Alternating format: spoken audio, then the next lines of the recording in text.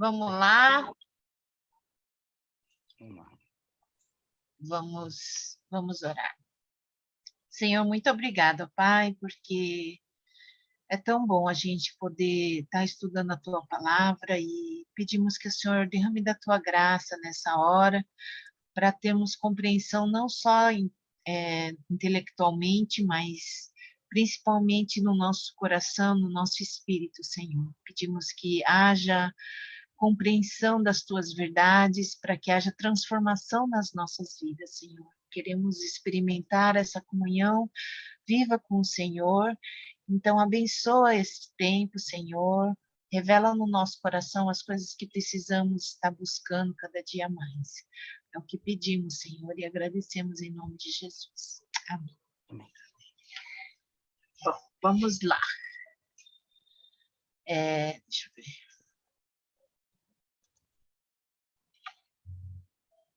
Ah, mas a pessoa é boba.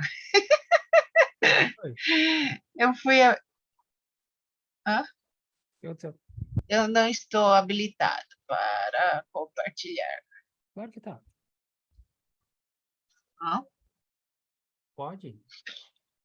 Não, é que eu fui abrir o arquivo, mas esqueci de apertar aqui para share screen, mas não estou podendo. Agora, ainda não posso. Ué, sério? Ué, peraí. Acho que você tem que me deixar como co-host. Não, peraí. Ué, que estranho. Pode compartilhar. Eu tinha colocado... Peraí. Tá, nós esperamos.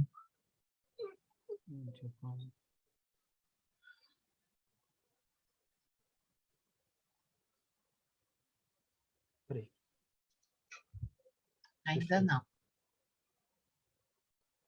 Ah, Que eu saio e entro de novo? Não, agora vai. Pode. Ah, só que eu vou ter que fazer. Tá vendo grande? Não.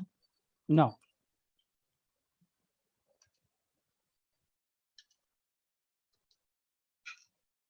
Foi. Então, vai.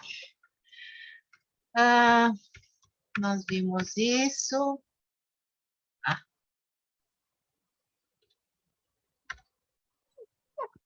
Vai.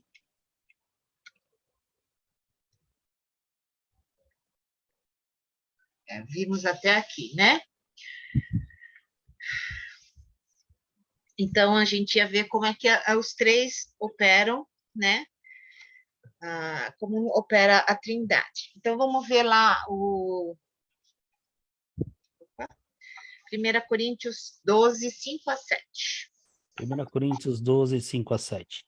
Há diferentes tipos de ministérios, mas o Senhor é o mesmo. Há diferentes formas de atuação, mas é o mesmo Deus quem efetua tudo em todos. A cada um, porém, é dada a manifestação do Espírito visando ao bem comum. Então, quando a gente vê essa passagem, a gente pode pensar também na forma como Deus atua, tá? Aqui está falando do Espírito Santo atuando no corpo de Cristo, tá? É o mesmo Espírito que atua em todos nós. Mas aqui a gente pode ver o seguinte: cada um, né? O Pai, o Filho e o Espírito Santo, cada um deles tem diferentes funções, tá? Então, o Pai aqui, ele efetua, quer dizer, no versículo 6 fala lá, que é o mesmo Deus que efetua tudo em todos. Ou seja, é ele que dá a iniciativa, é ele que está operando no início, é o Pai, tá? O Filho é aquele que ministra, então, versículo 5, né, é aquele que dá, assim, que dá os diferentes ministérios, e o Espírito Santo é que se manifesta, tá? Então, assim, todos eles estão operando, cada um na sua função, mas todos eles com o mesmo propósito, tá? É como se a gente fosse construir uma casa e a gente precisa de um arquiteto, do mestre de obras e da mão de obra, né? Então, é como se o Jesus o Pai fosse o arquiteto, Jesus é o mestre de obras e o Espírito Santo é aquele que atua nos trabalhadores que completam a casa, tá? Que constrói a casa. Então, o Espírito Santo é aquele que se manifesta, é aquele que está lá no meio da criação, tá? Então, vamos ver outra definição de quem o Espírito Santo é, tá? O dedo de Deus. Então, vamos ver alguns versículos. Mateus 12, 23, 24 e versículos 28.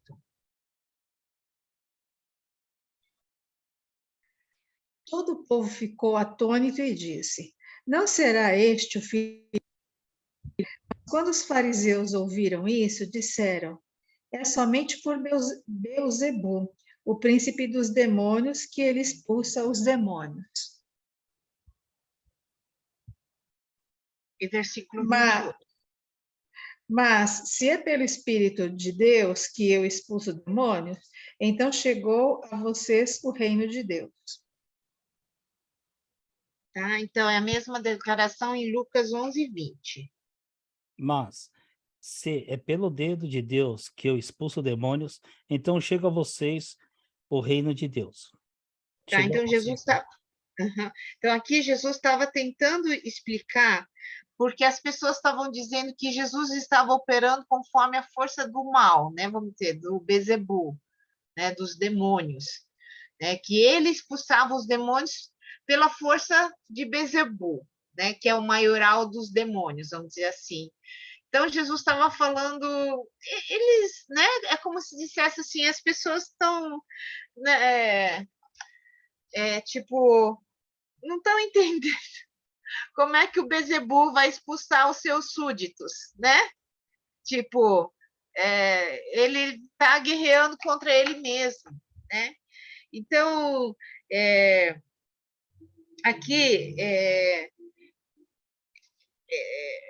na verdade, quando eles, nessa passagem, eles estão querendo, o Lucas estava querendo descrever, assim como Mateus, em relação ao Espírito Santo, dizendo que era uma função do Espírito Santo, a questão de estar se manifestando, de estar operando ali, né, na expulsão dos demônios, mas não era questão de, não estava se referindo à pessoa dele, era a função do Espírito Santo, tá?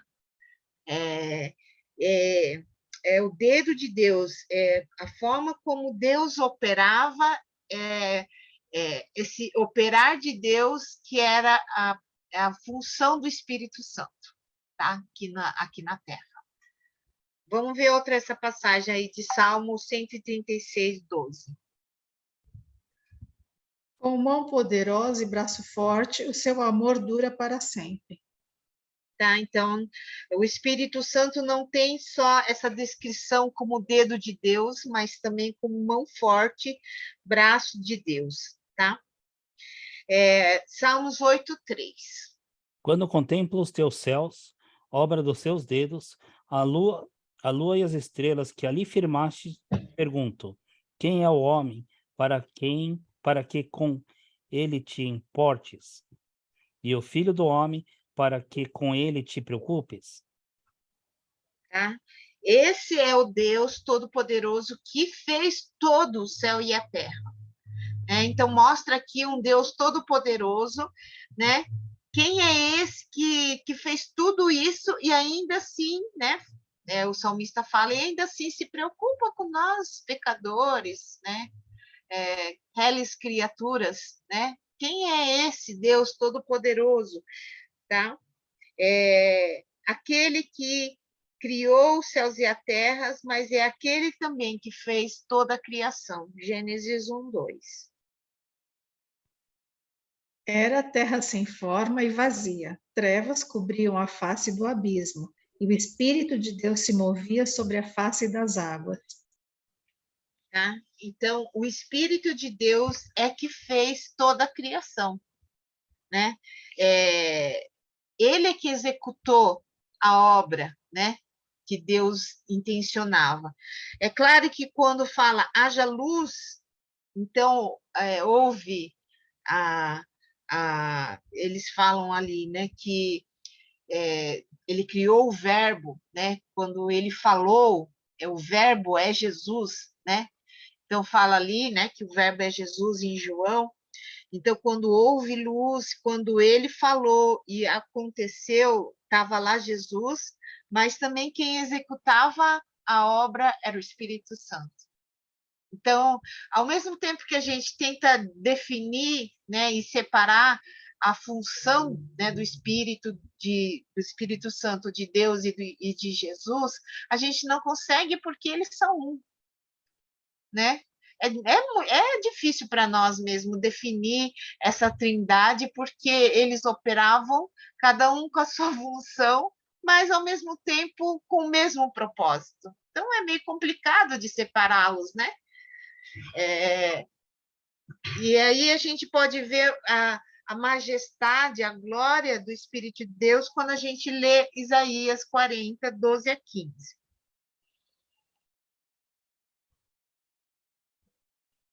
Tem que ligar o microfone. Desculpa. Quem mediu as águas na concha da mão, ou com o palmo, definiu limites dos céus? Não. Ixi, não, peraí. Quem mediu as águas na concha da mão, ou com o palmo definiu limites dos céus? Quem jamais, quem jamais calculou o peso da terra, ou pesou os montes na balança e as colinas nos seus pratos? Quem definiu limites para o Espírito do Senhor, ou o instruiu como seu conselheiro? A quem o Senhor consultou que pudesse esclarecê-lo que lhe ensinasse a julgar com justiça? Quem lhe ensinou o conhecimento ou lhe apontou o caminho da sabedoria? Na verdade, as nações são como a gota que sobra do balde. Para ele, são como o pó que resta na balança. Para ele, as ilhas não passam de um galão de areia. Uhum. Aqui, então, a gente vê a definição da função do Espírito Santo, né? Porque quem é que fez tudo isso? Quem é que mediu? Quem é que calculou? Quem é que construiu? Quem é que formou? Quem é que aconselhou? Quem é que dirigiu? Tudo isso, toda essa grandeza, né? Que se a gente olha, a gente fica surpreendido quando a gente olha para a criação, a gente fica surpreendido quando a gente vê o corpo humano, a gente fica surpreendido com aquilo que Deus criou, né? A gente pode, como ser humano, até criar alguma coisa parecida, mas ninguém consegue construir do nada, né? Do nada e criar alguma coisa como Deus criou, né? Então, aqui a gente vê o poder, a majestade do Espírito Santo que mediu o oceano, que formou, que construiu, que fez tudo isso, né? Ele fala que todas as nações são como uma gota de água num balde, ou um grão de areia numa balança, para mostrar, né, a insignificância de qualquer coisa perto de Deus, né? Perto do Espírito Santo que tudo criou. O Espírito de Deus é que formou o homem, tá? Então, Gênesis 2:7.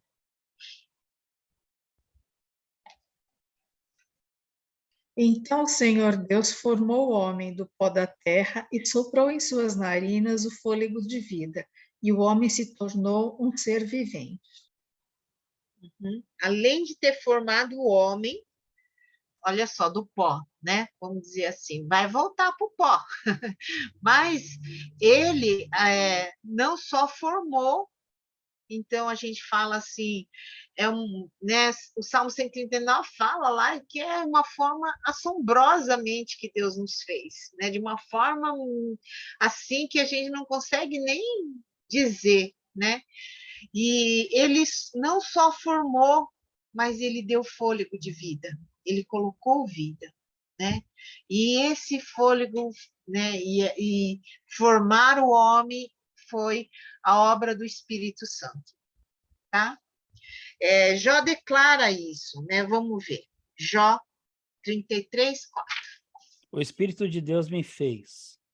O sopro do Todo-Poderoso me dá vida. Uhum. Ele não fez só o Adão, não fez só o Jó, ele fez todos nós, né? Então, vamos ver lá, Salmo 139, 13. Tu criaste o íntimo do meu ser e me teceste no ventre da minha mãe. Tá? Então, o Espírito de Deus, ele formou tudo aquilo que a gente vê. Se a gente vê lá em Provérbios 26, 10, Como o arqueiro que atira ao acaso, assim é quem contrata o tolo ou o primeiro que passa.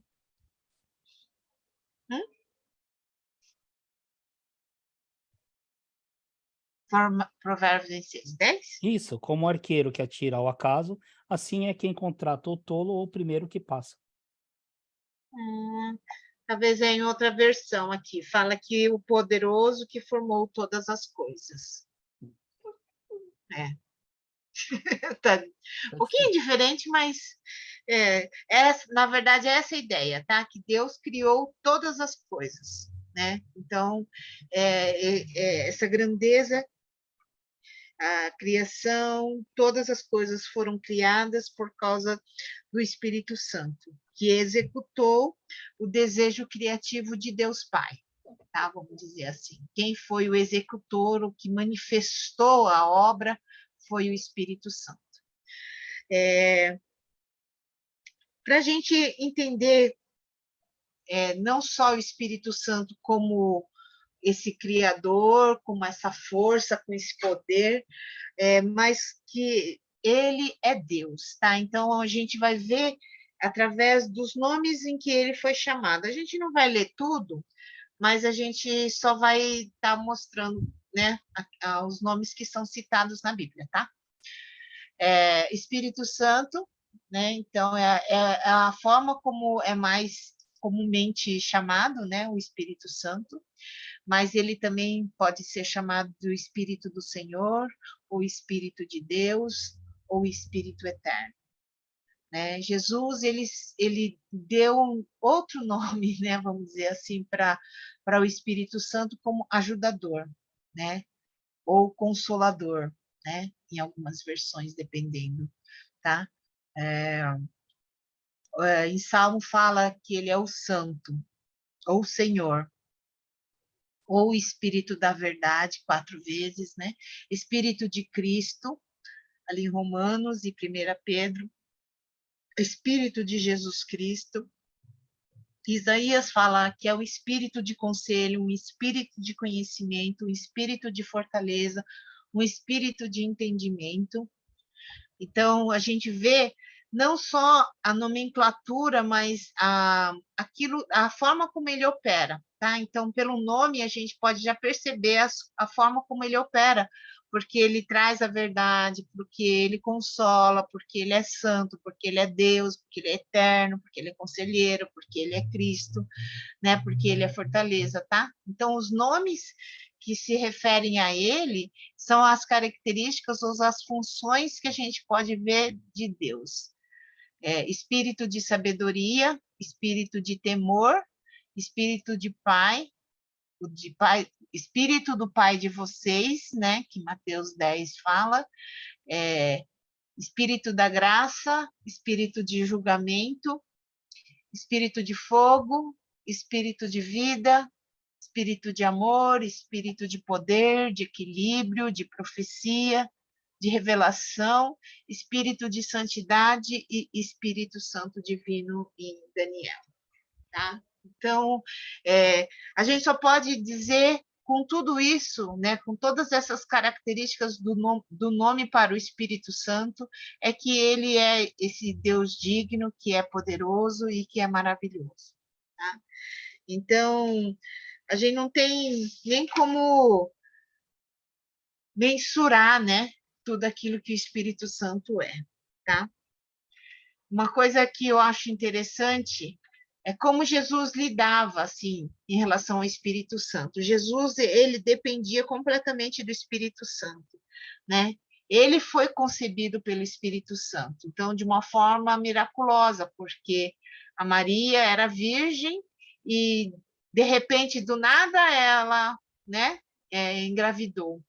Então ela foi concebida, ele foi concebido pelo Espírito Santo, ele foi ensinado pelo Espírito Santo, né? Então a gente vê quando lá ele, aos 12 anos, né, debatendo com os mestres da lei, sendo que ele estava lá o tempo todo com Deus, né? Jesus era Deus e então, mas mesmo assim ele dependia do Espírito Santo. Então, eu penso que a gente é muito arrogante, porque se Jesus, que era Deus, se Jesus, que conhecia tudo do Espírito Santo e sempre buscava a direção do Espírito Santo, quanto mais nós precisamos, né? Ele foi capacitado pelo Espírito Santo ali, quando ele recebeu, né, o batismo lá no Rio Jordão, e ele não fez nenhum milagre até ser batizado pelo Espírito Santo, né? Então, depois que ele foi batizado do Espírito Santo, é que a gente vê lá o primeiro milagre acontecendo lá em Caná, né? Transformando a água em vinho, tá? Então ele não fez nada até ser enchido do Espírito Santo para poder estar fazendo aquilo que Deus, né, queria dele, tá? Vamos ver lá João 14:10. João 14. João, Pode ir, Beth, pode ir. Não? Então vou eu, 14:10. Você não crê que estou no Pai e que o Pai está em mim? As palavras que eu digo não são apenas minhas.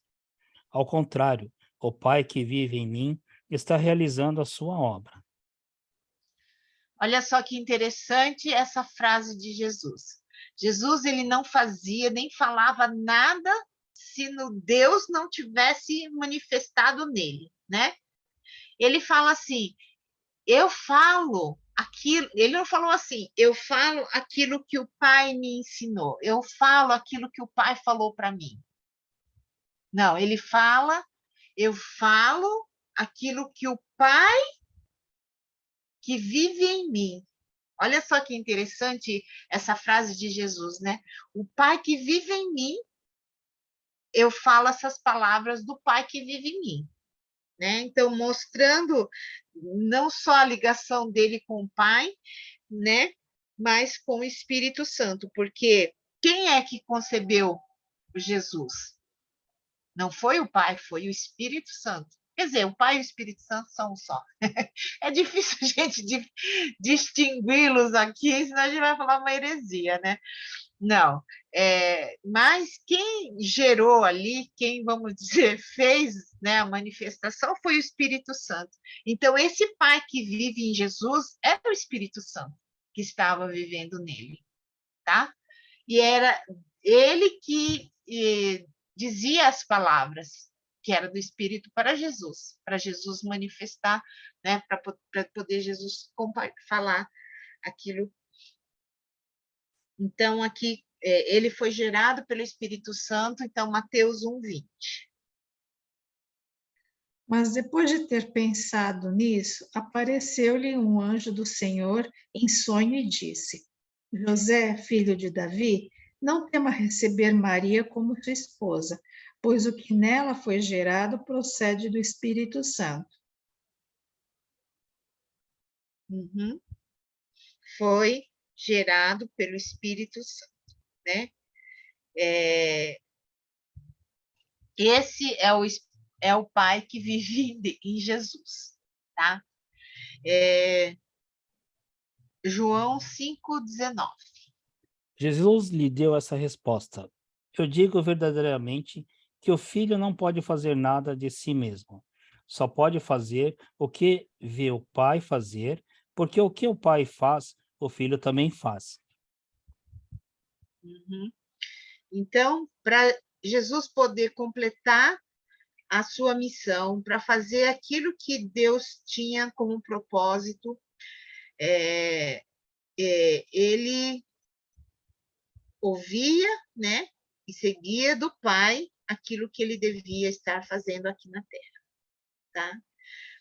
E a gente pode ver que ninguém conhece mais o Espírito Santo do que Jesus, né? Ele não só via aquilo que o Espírito fazia, como ele cumpria com todos os seus mandamentos. Ele sabia da sua personalidade, dos seus atributos, do seu poder, toda a capacidade do Espírito Santo. E para nós podermos estar fazendo aquilo que está no propósito de Deus, então Jesus fala isso, né? Lá em João 14, 15 a 18. Se vocês me amam, obedecerão aos meus mandamentos. E eu pedirei ao Pai, e ele dará a vocês outro conselheiro para estar com vocês para sempre. O Espírito da Verdade. O mundo não pode recebê-lo, porque não o vê nem o conhece. Mas vocês o conhecem, pois ele vive com vocês e estará em vocês. Não os deixarei órfãos, voltarei para vocês. Aqui Jesus, então, ele fala primeiro que a gente tem que obedecer, né, guardando os mandamentos, para assim o Espírito Santo poder se manifestar, para a gente poder verdadeiramente conhecer o Espírito Santo, né, através da obediência. Mas aqui também Jesus queria dizer da autoridade que tinha o Espírito Santo, tá? A autoridade maior, né, que é o Espírito Santo. Quando a gente obedece e reconhece os mandamentos de Deus, a gente está aceitando e reconhecendo a autoridade suprema do Espírito Santo sobre as nossas vidas, tá? Agora vamos entender uma coisa aqui, tá? Em João 14, 16, quando ele fala que ele vai, né, pedir para Deus um outro conselheiro ou um outro ajudador para que pudesse ficar conosco para sempre, achei interessante porque lá as duas palavras gregas, né, para traduzir como outro no Novo Testamento, são heteros e halos, tá? Então, vamos só entender, só para compreender, são palavras diferentes, mas os dois significam outro, tá? O heteros, para a gente entender, é um outro, mas do tipo diferente. Por exemplo, vou explicar. Quando você está comendo uma fruta, que é uma maçã, né? E você pergunta assim, você quer outra fruta, né? Mas aqui outra fruta, aí eu apareço com uma laranja. Você estava comendo uma maçã e eu te ofereci outra fruta. Maçã e laranja são frutas, mas são tipos diferentes de fruta, certo? Então, o hetero significa esse outro, mas que é diferente, tá? Então, é como se eu falasse assim, você quer outra fruta, né? Então, esse é o heteros, né? Que você está comendo uma maçã e eu estou oferecendo para você agora uma laranja, tá? As duas são frutas, mas são diferentes tipos de fruta. O halos, ele significa outro, mas do mesmo tipo. É como se eu te dissesse assim, você quer outra maçã? Você estava comendo uma maçã e eu trago outra maçã. É o mesmo tipo de fruta, tá? Então, mas é outra fruta, outra maçã, quer dizer, né? Então, aí é esse outro que é o halos, tá? O significado. Então, deu para entender, né? Os dois são outro, o significado deles é outro, mas um significa um outro diferente e o outro é um outro que é do mesmo tipo. É uma outra fruta, mas é a mesma fruta, né? É outra maçã, mas é o mesmo gênero, vamos dizer assim, né? Então, quando Jesus fala que ele está pedindo para o Pai para enviar outro, é esse outro halos, entendeu? Que é do mesmo gênero, que é a mesma essência, é a mesma coisa que Jesus. Eu estou pedindo aquele que vai ser igual a mim. Eu estou pedindo para o Pai que ele envie outro ajudador, mas que ele é exatamente igual a mim. Tá? Então, o Espírito Santo é exatamente igual a Jesus, né? Porque os dois são Deus. Aí, talvez alguns vão pensar, mas por que Jesus foi querer mandar outra pessoa, se estava tão bom com Jesus? Jesus que era Deus. Mas Jesus estava aqui em forma de carne, Jesus estava limitado como um ser humano, né? E ele não podia estar em dois lugares ao mesmo tempo, né? Se Jesus não fosse para que o Espírito Santo viesse, a gente, para conhecer Jesus, a gente tinha que ir lá para Israel. E aí, quando é que Jesus ia poder nos atender? Ai, quando ele ia ter um tempinho para nos ver, para nos ajudar, para nos socorrer. Ia ser difícil, né? Ter uma horinha com o Senhor lá, Israel. Então, aí a gente pode pensar nessa palavra que é o ajudador, tá? Que no grego é parakletos, né? Vamos ver lá, 1 João 2:1. 1 João 2:1. Meus filhinhos, escrevo a vocês essas coisas para que vocês não pequem.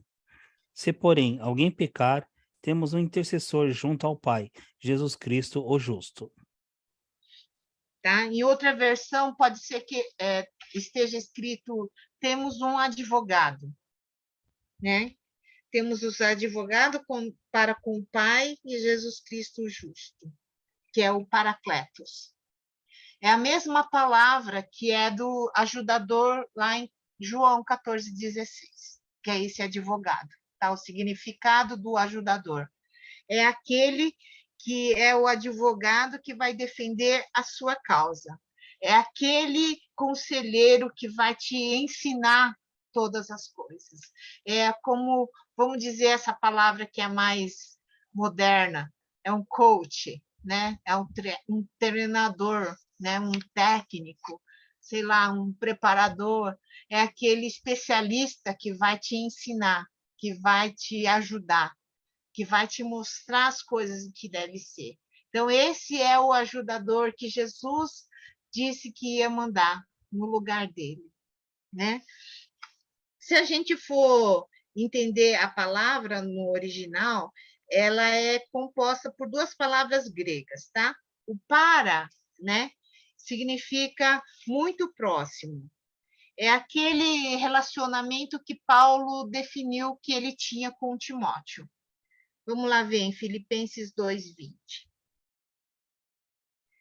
Não tenho ninguém que, como ele, tenha interesse sincero pelo bem-estar de vocês. Uhum. Paulo tinha ele que cuidava, que se importava. É a mesma coisa que você pode dizer que a pessoa mais íntima, no caso de um casal, é o seu esposo ou a sua esposa, tá? É aquela pessoa que caminha junto com você, que sabe todas as coisas, seus sentimentos, suas fraquezas, suas coisas positivas, sua força, suas qualidades, seus pecados, é aquele que está lá junto, tá, tá tete a tete, tá? E a segunda palavra desse paracleto é o kalel, que significa chamar ou um chamado, tá? Acenar ou chamar. Essa palavra foi usada nas escrituras quando os apóstolos eles definiam seu chamado, que seria a definição assim para seu destino, aquilo que é, vamos dizer assim, o seu propósito, né? Então,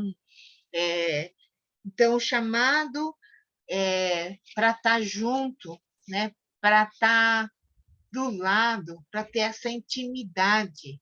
É para isso que o Espírito Santo foi nos enviado. Só que é triste porque quando a gente para pensar, poucos, né? Poucos mesmo desejam esse caminhar junto com o Espírito Santo.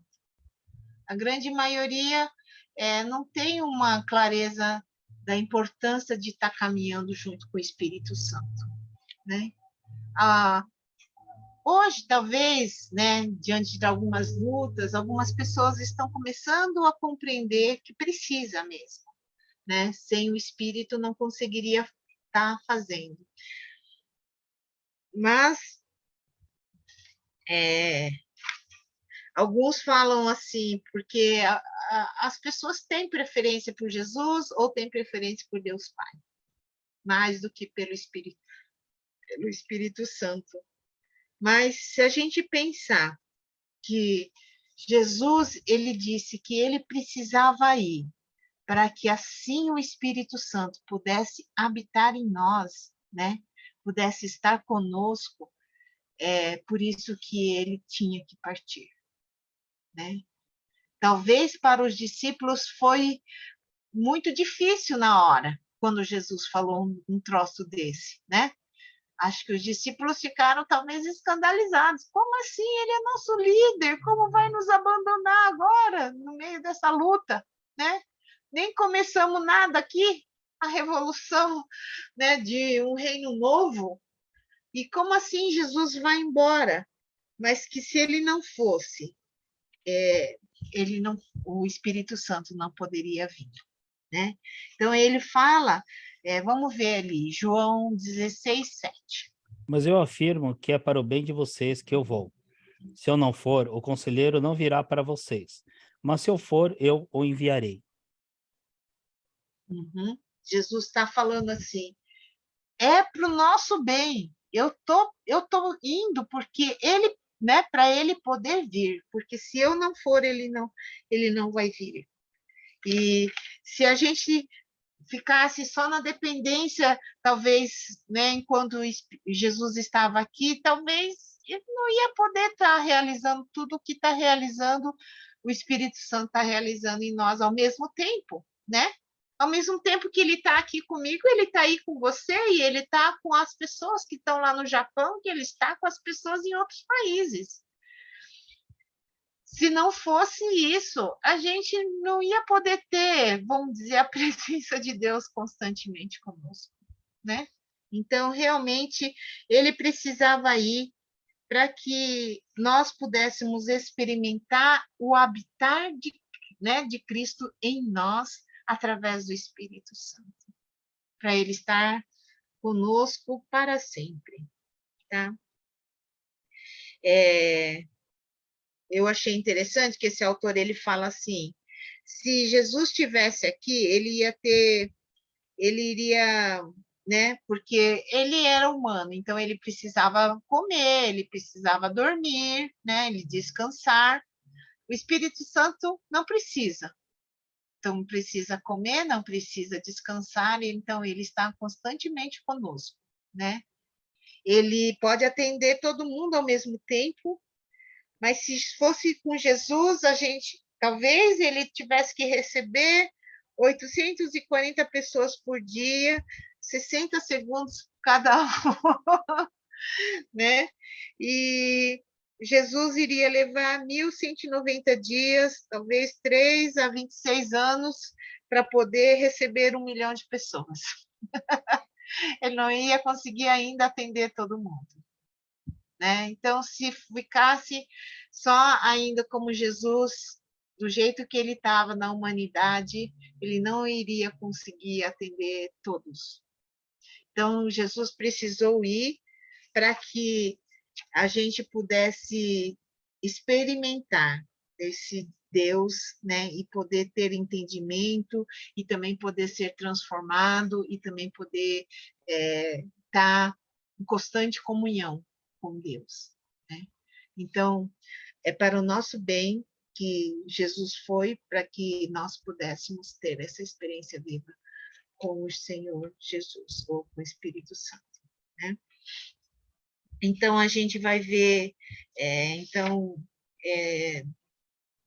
na outra lição, como nós podemos estar se relacionando com Ele, tá?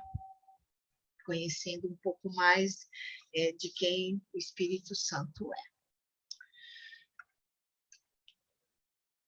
Alguém quer comentar alguma coisa?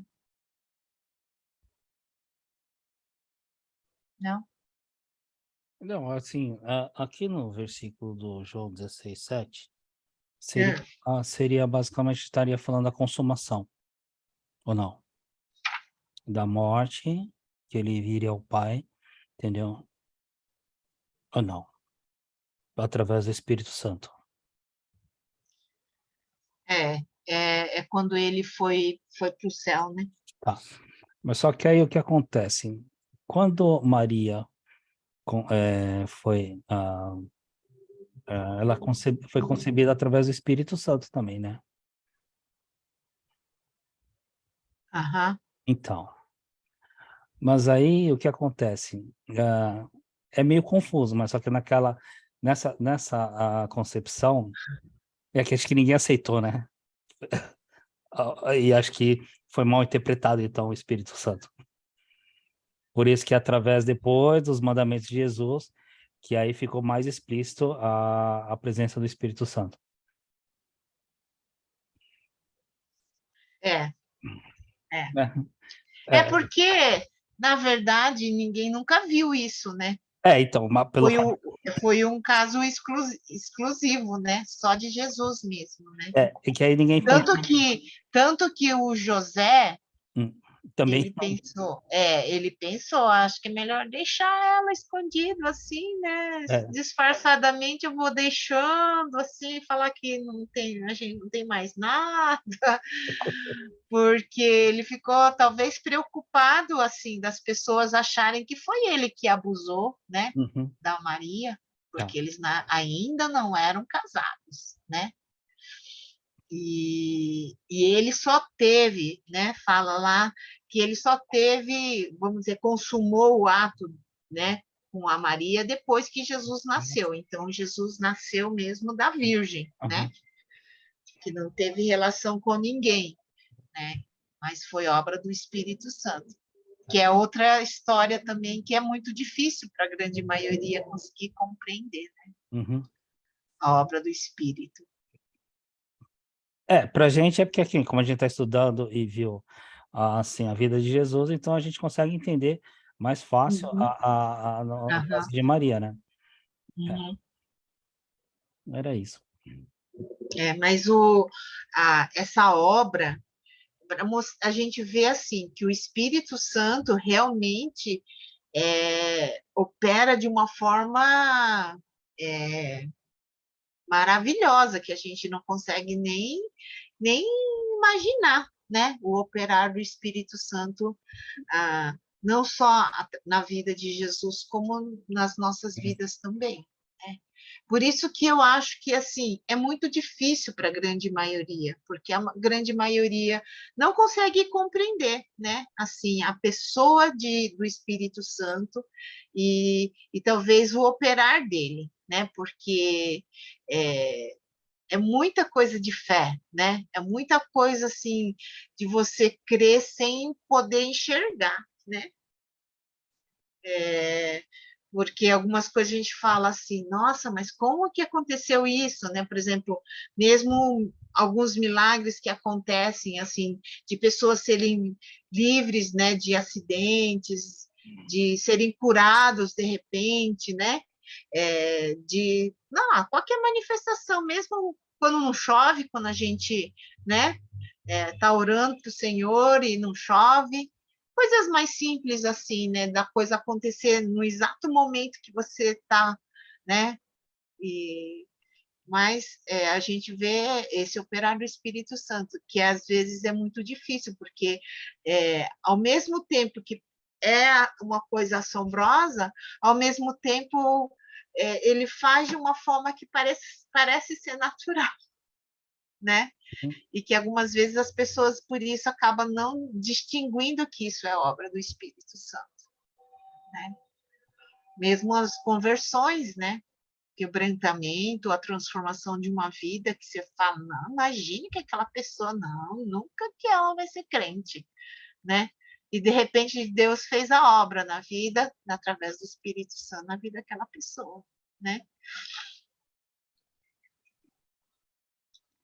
Mas então a gente vai estar descobrindo cada vez mais e que a gente possa, assim como Jesus Cristo, ter essa dependência, né, do Espírito Santo. Às vezes a gente esquece. Eu falo porque eu falo por mim também, entendeu? Que às vezes eu falo, não, eu quero seguir o que Jesus manda, mas tem hora que mais é a minha vontade do que a vontade de Deus. E aí eu, Deus, aí quando é errado, né, a gente fala, esqueci de perguntar para Deus. Mas que a gente possa ser como Jesus Cristo, assim, totalmente dependente do Espírito Santo, né? Aí assim a gente vai estar experimentando cada vez mais todas as coisas serem bem-sucedidas, né? Que nem estava conversando essa semana com a minha irmã, ontem, né, para ser mais exato, estava conversando com ela, e ela passou por vários perrengues, mas hoje ela tá bem, né? E ela começou ela falar, olha, Deus é maravilhoso. Eu tenho certeza que se não fosse Deus, eu não estaria, não conseguiria, né? E pensando tanto tempo atrás, com tantas lutas que ela estava passando, e hoje ela está responsável por uma clínica, né? Que ela é, vamos dizer, a dona, né? Foi pela ajuda e a direção de Deus, né? Então ela reconhece que se não fosse a presença de Deus na vida dela, não ia estar acontecendo. Então que a gente possa estar